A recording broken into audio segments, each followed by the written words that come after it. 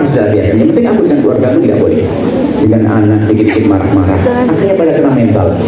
Yang suami istri suka marah-marah, kena mental. Dikit-dikit emosian. Nular di anaknya enak juga, ayam marah. Bahkan kalau bukan marah, bukan mama lagi. Bukan mama, pasti mama marah dikit, marah. Bahkan sampai ngomong, kalau mama tidak marah kayak tambah aneh. Masya Allah. Tolong ya, kami sederhanakan ini dulu. Insya Allah, ayo jangan marah, jangan mencaci, jangan merendahkan, mohon maaf, merendahkan pasangan. Itu bunyi. Biarpun kalimatnya lembut. Seorang suami ngomong sama istri pakai kata sayang. Tadi belajar dari dia lembut ngomong, tapi ngomongnya ngerti. Ayang, ngomong sama istri. Yang, iya bang. Ayang. Kenapa sih hidung ayang kok begitu? Dia pakai ayang tapi merendahkan, langsung marah. Iya bang, kenapa mulut abang juga begitu?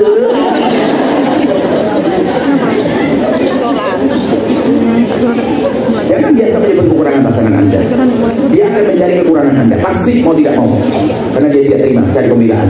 Gak ada perlunya. Kalau memang punya kekurangan, pasti dong punya kekurangan. Seperti dia punya kekurangan, saya punya kekurangan. Kalau Anda ingin menikah dengan orang sempurna sampai mati, gak punya pasangan. Yang menjadi yang benar adalah syukuri yang Allah berikan, maka setelah itu kekurangan akan tertutup. Kadang itu pernah Allah, apalagi dari suka melihat komunikasi dan sebagainya. Kemudian kadang-kadang membaca cara bercinta, cara mesra pasangannya orang. Mohon maaf ya, ini nanti kemudian di kelas cinta ini bukan anak-anak terpelajar, dan terpelajar semuanya. Ada dalam bercinta ini ada istilahnya madhab cinta. Ada madhab yang pertama, madhab romantis. Ada madhab tanggung jawab. Ini ada. Di antaranya ada beberapa madhab. Madhab romantis itu gambarnya begini loh ya. Ada seorang suami kalau sama istrinya, masya Allah, itu omongannya indah, mesra. Sayangku, bungaku, berbal, sayang, masya Allah, teman cantik aja ini, masya Allah, ada begitu. Ini madhab. Cara. Makanya dalam inspirasi cinta kami hadirkan, dan itu biasanya membahas inspirasi satu aja itu bermenit-menit sampai berjam-jam. Pahami cara pasanganmu mencintaimu, jangan paksa dia memahami cara mencintainya. Memahami cara pasangan mencintai itu penting, sehingga Anda tidak perlu nanti merasa kesel, berkeluh kesah. Ada orang cara mencintainya dengan gaya romantis. Tanya gimana kabarmu, masya Allah, dia sih makan belum, ini madhab. Tentu adalah enak didengar, dan itu benar. Cuma ada orang madhabnya lain. Seorang suami kalau datang ke rumah, nah, gimana AC nyala nggak? Oh, kemudian apa itu tukang pagar itu benar belum? Yang benar-benar sudah ada belum? Kompor gas sudah dijatah belum tadi? Istri yang dengar temennya punya suami romantis, pada romantis mikir, ini coba ditanya, aku ngapa ditanya asing, tanya kompor gas apaan? Ini karena dia tidak paham madhab cinta. Memang ada seorang suami madhabnya madhab romantis, ada madhab tanggung jawab. Suami itu nanya itu supaya kenapa? Karena kemarin istrinya kesel gara-gara apa? Kompor gasnya telat, AC-nya macet, sehingga mengudahkan bukan ini tanya, gimana kompor gas? Ada enggak? Gimana ini? Sebenarnya dalam rangka meyakinkan istrinya nyaman atau tidak. Ini madhab loh ya. Cuman kadang-kadang bodohnya perempuan lihat cara orang lain mesra, bukan cara memahami pasangannya. Ini mohon maaf ada, dan kita menemukan sampai suatu ketika ada orang punya madhab begini, tanggung jawab. Perempuan ini sebenarnya. Kemudian gara-gara dengar di kelas cinta dengan kami menghadirkan madhab cinta itu romantis, tak lupa ada tanggung jawab. Pulang ke rumah dia punya masalah rupanya. Suami saya bu ya, tak pernah nanya, buru-buru nanyain kamu cantik, kamu ini. Dan ditanya adalah rumah mana ini. Panggil suami ke saya. Katanya betul, orangnya tanggung jawab betul. Katanya sayang cinta pada istri. Cuman nggak model. Ya sudahlah, kita ngomong sama perempuan itu, suruh dekat suami pada saya, dan saya cari. Tak tahu aja giliran mulai ini, tak tahu aja apa, buya dijijik. Kenapa? Suami saya bikin puisi begini. Giliran suaminya bikin puisi nanti geli. Karena nggak biasa. Memang kadang belum biasa, aneh. Jadi nah, akhirnya panggil. Itulah madhab cinta. Suamiku hebat, tanggung jawab. Ada orang kalau bicara tentang mesra, bungaku, hatiku, jantungku, kehidupanku. Tapi setiap pesanan apa-apa lupa.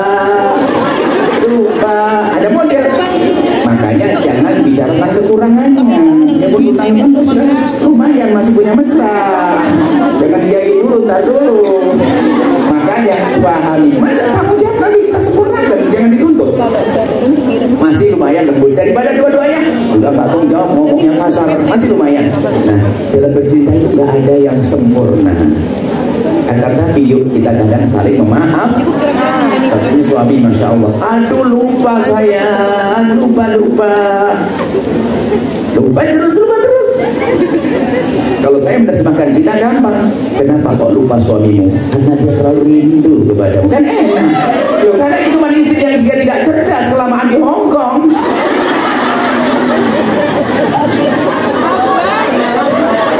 Tapi kan kelamaan yang nggak cerdas, yang cerdas hebat. Makasih yang di Hongkong. Dia sayang semuanya. Maksudnya yang begitu harus benar. Sehingga nggak akan mudah punya prasangka buruk kepada suami. Kalau lupa, mungkin terlalu buru-buru atau mungkin ada sebabnya. Kenapa abang lupa tadi? Nggak tahu, mungkin karena waktu mau lampu merah jadi bisa jadi lupa. Tinggal nanti sudah, ya udah nggak apa-apa. Yang penting abang selamat kan. Lalu besok ingatkan abang, jangan lupa loh ya. Ingat, tidak usah marah nunggu kesalahan suami itu kan. Pasti tidak lupa. Ingatin kenapa sih? Hidup kan tolong menolong ya nah? Subhanallah, ternyata hidup enak itu gampang. Terakhir, biasakan hidup sederhana wahai soleha. Ini adalah yang kami temui ributnya rumah tangga. Tadi ternyata bukan urusan ekonomi, urusan cara hidup tadi. Sudah benar cara hidupnya. Kemudian kadang urusan ekonomi bukan karena nggak punya duit, cara hidupnya. Khususnya nasihat terakhir untuk yang bekerja di tempat ini, tolong biasakan sederhana. Jangan sok, mohon maaf ini banyak alumni Kuwait, Taiwan, Saudi, Korea. Gak enak saya nyebut Hongkong. Gak enak sebut cilik, pokoknya bukan saya nyebut. Ini kalau pulang, ini nasihat untuk semua yang di Korea juga ada adik kita Korea banyak kok. Kalau pulang tolong biasakan hidup sederhana seperti dulu sebelum kamu berangkat. Dengan nasi bobor. Ada enak rasanya nasi bobor daun kawat kebat pakai ketela. Daun ketela nasi bobor, masya Allah, pakai ikan asin sambil goreng. Masya Allah. Cuman yang bodoh enggak. Gara-gara Hongkong bukan masuk Hongkong mama. Asli Hongkong sih. Kalau sudah sampai keluar rumah, pulang gayanya action, belanjanya supermarket kayak ini apa itu, beli yang minyaknya mahal, yang ikan yang mahal, gengsi ke pasar tradisional. Kadang dulu kan biasa disuruh belanja sama majikannya, ya beda dong. Akhirnya betul, kalau di rumah pokoknya punya motor, punya mobil rumah, 3 bulan dijual lagi mobilnya. Ditanya mbak itu kemana? Balik lagi ke Hong. Nah, ini hakikat dan soleha. Cara hidupnya biasa sederhana. Orang mengira Buya bajunya mahal banget. Ini sorban yang kami pakai ini. Sama yang punya sorban nanti mungkin dipotret setelah ini jadi untuk jualan. Kalau lagi manfaat teman. Ini hanya 40.000, 50.000. Tapi hari ini orang ustadznya sorbannya 200.000. Nggak apa-apa, banyak duit nggak apa-apa. Biarkan. Nah, nggak mau sama. Jadi kalau seandainya Buya kita punya barang mahal, biasanya ya ada orang pengen bajunya saya pakai, seneng, begitulah ya. Jadi yuk kita biasakan yang sederhana, dan itu menjadikan kita kaya sebelum kaya. Kalau belum bisa beli rumah, jangan maksain kontrak, atau tidak harus kota di desa, kita bisa bercocok tanam. Dan di sini nggak ada banyak pertanian, tapi bisa makmur. Di Jepang kayak apa makmur? Ya sederhana, jangan gengsi. Kadang-kadang kenal merek tas, merek ini, merek itu, ya itu soleha. Mana orang Cirebon? Ada Tegal Bubu. Dulu kita itu, bukan sekarang sudah terlalu sibuk. Kita dulu setiap malam Selasa atau malam apa itu? Nah itu, malam yang lama itu. Kita tuh cari kain kiloan. Untuk bikin gamis tuh yang kiloan tuh enak, lebih murah. Kiloan kan ada yang bagus buat gamis, buat ini. Lebih mudah. Kemudian mohon maaf makan. Urusan makan ini kadang kita diajak oleh orang makan di tempat yang mahal itu ngeles sudah itu. Ingat Palestina. Makanya kalau Anda berani ngajak makan saya yang enak, tolong bayar ke Palestina sebanyak makanan yang dibeli tadi. Kalau nginepkan saya di hotel harganya berapa, kasih ke Palestina.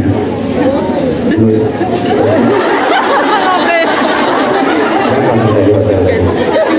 Palestina segede itu. Maksudnya apa? Jadi kalau kita suatu ketika ke Rembang ada di mana? Ada. Kebetulan kami ke sana mau hadir pengantin salah satu kiai di sana. Karena jamnya kita telat, nggak mungkin kita dapat sarapan, pasti dapat makan sih. Makan siangnya pasti agak lama, pasti kelaparan penting grupi. Mampir ke warung, kita jejer lihat warung, saya lihat dan selalu kami memilih yang berkerudung, saya lihat dari kerudung. Ayo masuk nak, berenang kita. Makan soto, double lagi anak-anak, masya Allah, makan tambahan kopi es ini, bayarin ya, dibayarin terus ke mobil, berapa habisnya? 120 ya. Hei, salah kan? Tidak tanya lagi, bu bener 126 orang kenyang semua, 120.000. Lagi ngomong, ternyata hidup itu mudah ya, yang bikin susah otaknya masing-masing. Kenapa harus pakai ikan? Beli ayam sendiri, goreng sendiri sih. Biarpun Al-Baca punya AB Chicken ya, kita punya resto AB Chicken. Gak usah beli AB Chicken kalau memang uangnya tidak cukup. Biasakan ya sederhana makan di rumah, biasakan masak, nggak punya panci satu, dua panci satu, nanya nasi liwet, kamu jangan liwet, liwet itu nasi, nah, pokoknya air agak banyak, kemudian ada cipir cacah sampai dia dulu. Nah, cipir cacah sama kelapa sama kacang panjang, kemudian segi dawet ini langsung kasih ikan asin, nggak usah digoreng karena nggak usah pakai minyak. Setelah itu nasi sudah mulai mateng ya, mulai kering airnya, ditumpangi di atasnya, masya Allah sambilnya nyapu itu ngeresep ke bawah bumbunya, puasa enaknya. Apalagi ada nyapu kelamaan lupa di bawah jadi Allah dikepedit. Kok action banget hidupnya, harus resto begini. Yang biasa begitu siapa? Malu dong. Kalau pengen hidup enak, sederhanakan semuanya. Percaya, ayo. Tak ajari, ayo. Tanya jawab di sini ya. Oleh ya, insya Allah yang kedua adalah jangan hutang ya. Karena hutang ada hubungannya dengan gaya hidup. Pengen cepat beli, mohon maaf handphonemu kalau masih dipakai, jangan ganti hanya gara-gara terpesona dengan promo. Handphonemu dikit-dikit handphone ganti apaan itu, masya Allah. Ini saja ya, solehah di surga semuanya. Yang sudah menikah tolong amalkan ilmunya. Yang belum menikah tolong cari pasangan yang benar. Kalau sudah ada jangan lama-lama. Kalau memang sudah ada dan cocok, semenit tertunda ini sebuah kebodohan. Secepatnya, amin. Nanti akadnya dengan Buya. Saya ngangkatkan nanti suamimu mana sudah datang, walimu datang nanti di Al-Bahjah. Ya dong, masalah. Tapi bismillah, saya akadkan nanti. Istri masih di Hongkong kan, saya nasihati itu jadi suami yang baik. Kalau memang itu benar orangnya pasti mau sudah datang ke Cirebon. Kalau nggak mau hati-hati. Mau diajak halal mau gak mau aneh kan? Betul nggak? Kalau betul dia menggoda Anda memang orang baik, ayo suruh datang. Nanti langsung kita akadkan di Cirebon. Ini saja harapan kami agar bahagia semuanya. Tanya jawab. Kalau mau positif bentar gimana? Apa sih? Mbak Nurin ayo. Mbak Nuris niku baik menolak maksud kula. Cukup istoyo sudah maksa kula, maksane ken kula kan boten biasa gelar ser. Cuman hari ini kita turuti untuk kemaslahatan karena kebiasaan di sini. Alasannya pengen pinter alasan dan dia tidak boleh alasan ini alasannya apa? Di sini susah berbuat baik, banyak di sini sudah dikoceknya bawa uang yang berbuat baik di mana? Sudah kesemuanya. Insya Allah nanti urusan beliaunya tidak apa-apa, yang punya rezeki diniatkan. Tolong niatnya waktu meletakkan uang, niatkan yang sudah punya pasangan semoga pasangannya dijaga dan indah. Yang belum niat semoga aku dapat pasangan yang baik. Yang punya anak semoga anaknya dijaga. Sambil sedekah ya. Punya permasalahan dihadirkan, insya Allah yang dapat yang baik. Bismillah karena Allah Subhanahu Wa Taala. Bismillah ya. Dan tolong yang mengedarkan ini Allah. Depan saya takut tapi insya Allah ikhlas. Tapi nih Kebiasaan yang baik untuk tidak apa-apa, tolong pelan-pelan menyebarnya biar tidak ada yang terlewatkan menyampaikan. Tapi kalau yang punya nggak boleh gengsi ya. Gak gengsi itu kapu sih kayak gini dong. Beda jalan isin karo koncone. Makanya tidak apa-apa. Bismillah karena Allah. Ayo Bismillah. Dimulai karena Allah. Sebelum tanya jawab, kalau sambil makan manggis.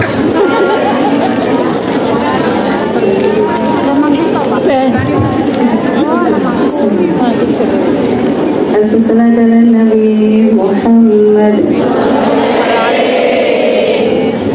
Anta indahnya hidup ini, Anda dapat tatap wajahmu dan pasti mengalir air mataku karena pancaran ketenangan.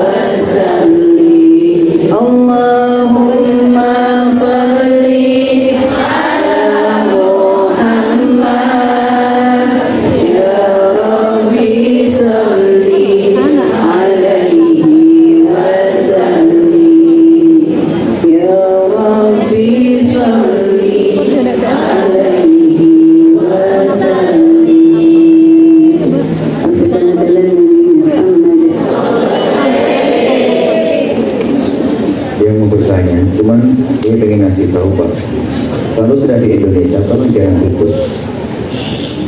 Bolehlah bergabung dengan bermacam-macam cara, khususnya anak-anak kalian, gimana sekolahnya, kemudian nanti di setiap kota kan kita ada perkumpulan, itu jangan ragu.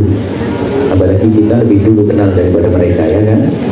Jadi mungkin di Blitar maupun Priok, karena kita nyantai di kebun Blimbing, di kebun ini, tidak saudara. Kalau nggak usah ragu, bilang aja saya ketemu Buya di Hong Kong, bergabung nanti. Nggak harus keluar duit, tapi hati yang serius, hati yang tulus. Suamimu juga, kalau suami baik yang ditanyakan, waduh.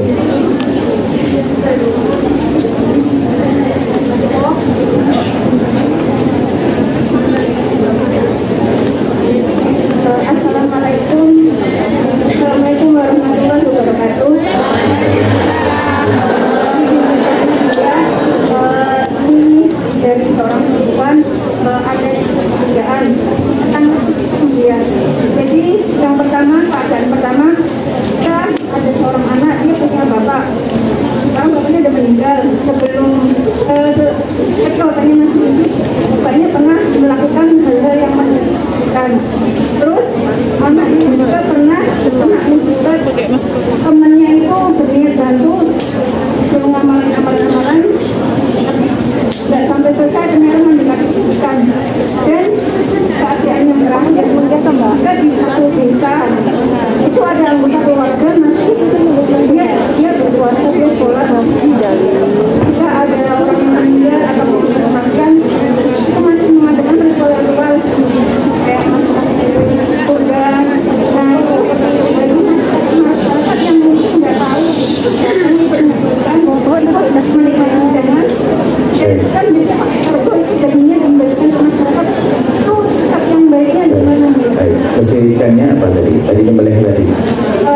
Kesirikannya apa supaya tahu kesirikan yang dimaksud seperti apa? Yang pertama, kalau si anak para temannya itu suruh mengamalkan amalan, makanya pakai air garam, baca buat minum, terus buat mandi, terus buat ditaruh di keran ke depan rumah. Terus yang ketiga itu dia tapi nggak bisa selesai soalnya. apa itu yang ketiga coba? Dia kan kena musibah, katanya ada yang bikin. Ya, dia disuruh menyiapkan garam, baca kayak dikit, terus nulis nama orangnya, ditulis ke kertas, dia sadar itu mah jadi dia tidak dikerjakan.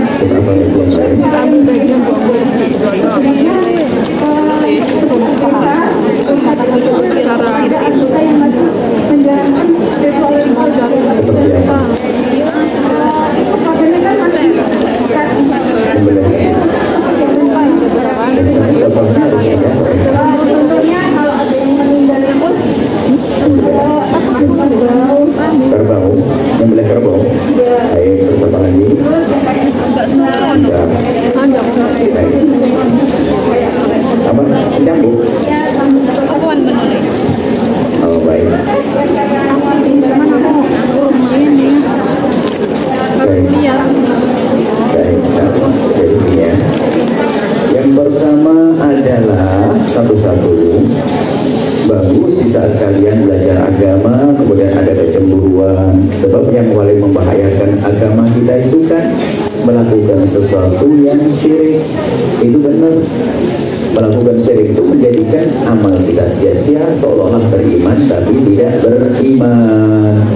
Cuman harus dipahami apakah betul itu sesuatu yang dikatakan syirik. Yang ngomong siapa, kan begitu kan? Sekarang hari ini ada orang dengan kebodohannya mengatakan syirik dan ada orang dengan kebodohannya melakukan syirik. Semuanya kalau dengan kebodohan kan repot. Nah, atau ketidakmengertian paling tidak. Makanya yang dikatakan syirik tadi seperti apa? Misalnya kalau ada orang mengambil air garam lalu dibacakan Fatihah kemudian disiramkan, tentunya tidak akan jadi masuk syirik. Hanya mungkin yang benar tidak seperti itu, tapi tidak sampai derajat syirik pun dia membaca surat Al-Fatihah. Mohon maaf ini kepada semua adik-adikku semuanya.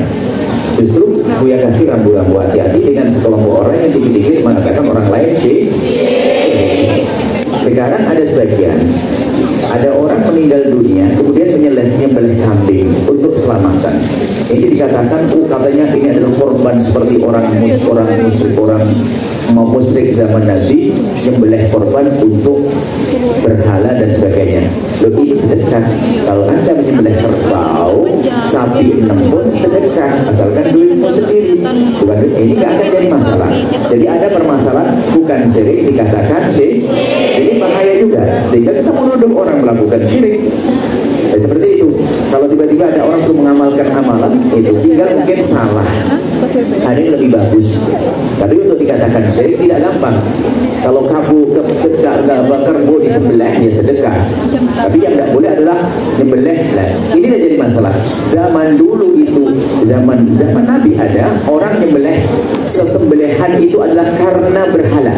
Aku paling gak suka masalah. Maka kalau ada orang selamatan disamakan nyembelih karena orang meninggal dunia. Oh bukan, kita ingin bersedekah, ya.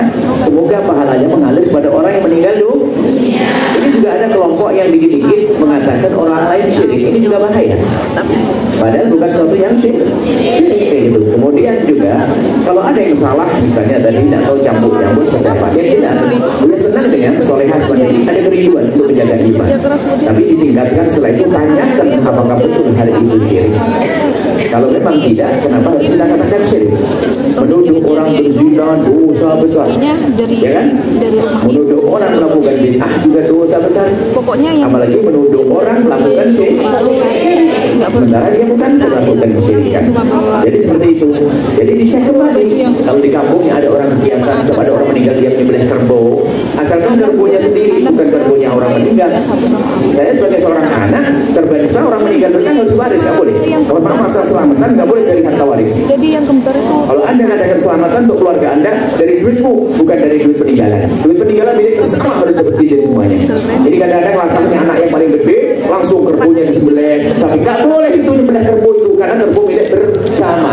Terus gimana? Ada yang punya utang, mewaris. Jadi ini ada ilmunya. Jadi untuk masalah kesyirikannya solehah dicek kembali karena itu belum tentu sih. Kalau hanya masalah air garam didoain, ya kenapa harus kasih garam? Air teh barangkali biar enak diminum. Kalau disemarkan nggak apa-apa, itu bukan suatu kesyirikan. Akan tapi perlu diluruskan saja. Tapi bahkan dianggap sebagai maksiat pun tidak sampai karena apa? Dia membaca doa. Mediasi atau bahasa lain adalah dihidupkan di air garam. Air garamnya disiram. Dari segi kesyirikan tidak ada kesyirikan. Dia membaca ayat, bahkan disebutkan ayat Al-Quran bisa menjadi sebab kebaikan. Bahkan bagi surat Al-Fatihah, Fatihah adalah ruqyah yang semuanya pengobatan untuk segala macam permasalahan dengan baca Fatihah. Bisa secara langsung atau media emas sebagai ulama mengatakan boleh dengan airnya karena orangnya nggak bisa air dibacakan. Ada yang mengatakan semacam itu. Jadi tentunya ini satu sisi dari solehah yang bertanya ini, kecenderungan itu perlu. Tapi setelah itu ditingkatkan dengan dibarengi dengan ilmu, belajar untuk tahu apakah ini syirik atau bukan syirik seperti itu. Memang mungkin ada di masyarakat kesalahan-kesalahan. Misalnya menyembelih kambing untuk, mohon maaf bahasanya Jawa Timur, ganyangan. Mbah inilah itu jelas sih. Tapi kalau kenapa kok menyembelih kambing? Jangan disebut korban juga. Bukan korban kok. Menyembelih kambing untuk selamatan. Ya biar selamat. Namanya tawasul dengan amal soleh. Bahasanya selamatan. Ada masalah sesajen. Dan sesajen itu bisa saja kalau memang sesajen mengikuti gaya Hindu Buddha, kita pun tidak boleh mencaci agama orang lain. Kalau orang Muslim nggak boleh ikut-ikutan, karena sesajen itu menyajikan sesuatu untuk keyakinan mereka. Tapi kalau Anda menyajikan makan untuk kaum muslimin, kambingnya enak, sate enak, saji menyajikan, tapi bukan dengan keyakinan seperti orang agama lain, menjadi boleh dong. Karena apa? Sesajen tak maknanya adalah saya menyajikan makanan enak, alumni Hongkong ini makan bersama, ya menyajikan makanan. Tapi kalau sesajen dalam bentuk keyakinan, apalagi nanti dimakan lebahnya meninggal dunia, ini aneh banget, sudah meninggal. Nah, ini nggak ada itu ya. Jadi tolong satu sisi waspada tentang kemusyrikan harus, tapi ditambah lagi dengan ilmu supaya kita tidak mengatakan syirik sesuatu yang tidak syirik. Jika benar pun orang tua melakukan kesyirikan, tidak boleh dengan kekerasan, akan tapi dengan cara halus. Karena apa? Bisa jadi mereka belum sempurna belajar agamanya. Tidak seperti kalian Sekarang bisa ngaji, dulu susah ngaji kan gitu ya. Sekarang bisa ngaji, makanya ayo pelan-pelan, lembut, tidak boleh dengan kata kasar, caci maki, ol-oloan, apalagi kemudian tidak ngajak ngomong dan sebagainya, tidak diajarkan dalam Islam seperti itu. Wallahu a'lam bishawab. Baik ya, ini ada beberapa pertanyaan dari para akhwat. Bismillah. Bagaimana cara menyikapi orang tua, terutama ibu yang selalu melampiaskan amarah ke anak perempuan? Kalau anak laki-laki didengar didukung, sedangkan anak laki-laki sering berkata kotor kepada ibu. Tapi saya dianggap dikata-katain sebagai anak yang tidak bisa membahagiakan ibu. Baik, saya membaca dari sisi lain. Kalau kalian jadi orang tua, ini nasihat kalian, jangan suka membedakan-bedakan. Membeda-bedakan anak itu meracuni hati mereka. Tidak adil itu bahaya. Tidak adil itu bahaya sekali. Hanya gara-gara anak, oh anak mama, anak paling disayang. Sehingga yang lainnya kalau mau ngomong ke dia juga didengar. Ngomong ke ibunya, pasti lewat adik terkecilnya. Dek, yuk kita hari liburan ini kita ke sana yuk. Kamu yang mau dek, coba ngomong adiknya ke ibunya langsung disetujui, langsung kan kalau ngomong adik kan disetujui. Coba kita ngomong buru-buru, nah mulai kuncikan dibalik. Biarpun dia berangkat, akhirnya menjadi benci kepada adiknya. Bapaknya meninggal dunia, bakal terzalimi adik. Nggak boleh, biarpun katanya badung bandel, nggak boleh kita menampakkan ketidakadilan kita kepada anak, termasuk membunuh karakter, membunuh nah.